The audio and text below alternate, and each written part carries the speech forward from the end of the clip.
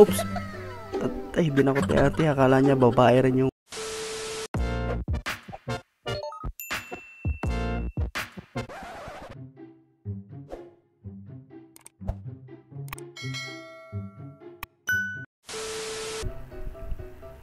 Oops! Habol lang tingin. Hindi pa na kontento. Tumayo pa. Sinundan. Patay. Nagtago lang pala doon sa gilid. Oh, the next Philippine gymnastics athlete. Galing ha. Oh, patay. Lusot sa ilalim ng mesa. Ihi pa more. Ayan, bumalik tuloy sa'yo. Oh, ano ba mayayari dito? Humihi siya, doon pa talaga nakaharap sa kalsada. Tigas sa mukha, siguro nakainom to. Oh, patay ka ngayon. Bumalik sa yung ihi mo.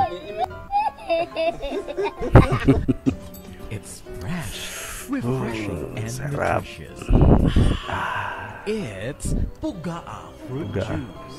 Fresh ka ng mga prutas nga bagong Pinuga gamit ang paa. Ang daming aso, ano? Oh. So, kailangan palang pakilala ka na. Tagarong ka lang din sa malapit. She thought she was at her friend's house. Oops.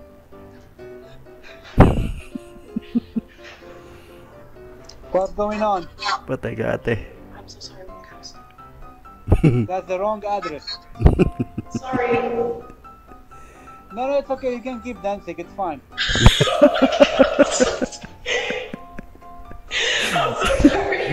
Patay ako. Kaya yung ginawa ni ate. Gender check. Oops. Ay, binakot ni ate. Akala niya babae rin yung nagtakip ng mata niya.